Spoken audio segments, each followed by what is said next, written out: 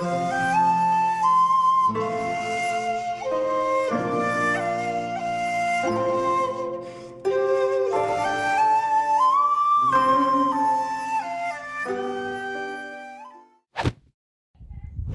everyone, welcome back to Bunbu Ryodo, quarantine edition. So since we can't get back to the dojo to do any filming, we're going to make sure we make the use of the outside space we've got. But I want to do something, I want to share with you a training method I came up with a number of years ago. I call it box kata or square kata. The idea of this is a place where you can practice in limited space, and it's a really handy tool to have. You know, if you can't move somewhere, or you want something to challenge you a little bit, it does work quite well. I like it anyway. First thing I'm going to say is apologies for the state of the garden. It's a work in progress. Don't judge us. We're going to be pulling it up if we're going to be quarantined for 3 weeks. We might finally get it looking like a normal space. Right. So without further ado, this is what we've got. So we start with a small area. I normally go by something like a typical karate mat size, but you need something that will suit the full length of your stance. So if I'm inside this little bit I've just grip marked out, I can comfortably fit a full length stance in. Okay. So the goal of this is that we're going to do any kata we want, and I've tried this with every single kata and it does work, although there are some bits of creativity you need for some of the more advanced kata. What we'll do is we'll take a position in the center, and the goal is that we're going to try and achieve this without ever going outside our box. So if I was doing Kion Kata or Hien Shodan, the first technique would go there, I'm outside my box. So that's not going to work. So what we're going to do instead is we're going to allow 2 foot movements.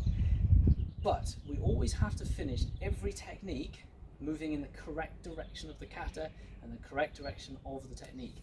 So it's no good me going 1, 2, because I've now stepped backwards for Gidan-Barai, not forwards as the kata does.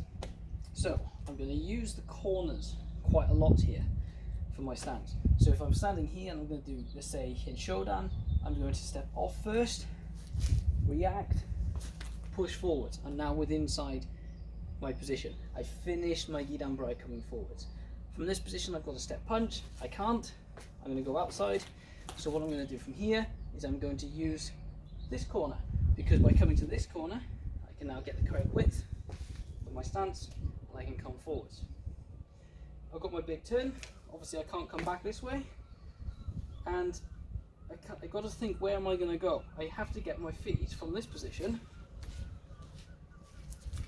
to this position in as few movements as possible. Like I said, we're going to stick to 2. So from here we're going to step up, rotate my body, and now I can step with the correct leg, in I go. Okay, and we continue, we come off to the back corner and drive through with our next technique. If I'm coming this way, which leg do you think I'm going to use? I'm going to have to use this one first. So I'm going to move off to the corner, turn my body, and now facing where I should be going, and in I go. 3 punches, coming back, forwards, forwards, and forwards. As you've seen, I've swapped to doing Kion Kata just to make life easy for us. The big turn normally throws us off when we're first learning these kata anyway. So to make things work comfortably, we should be doing a big turn with this back leg.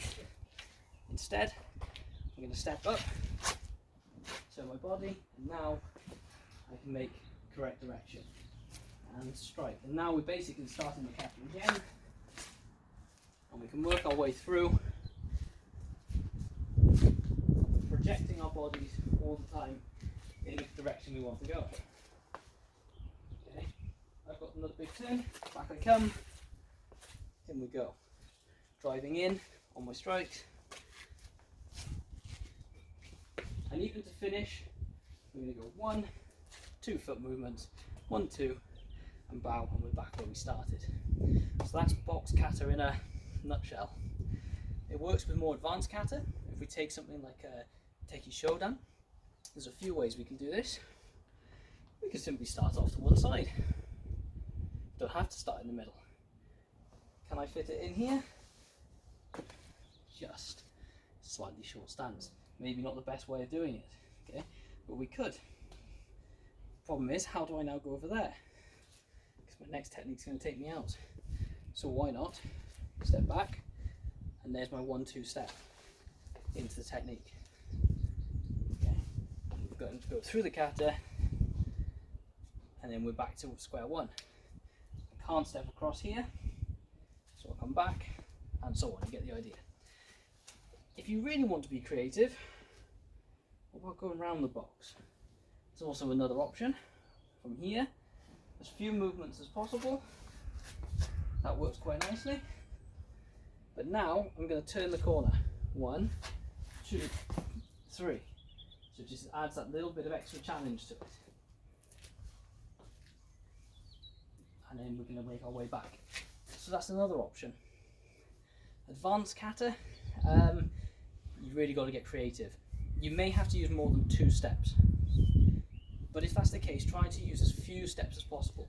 So if I was doing basai dai, I'm going to start at the back. I can drive through.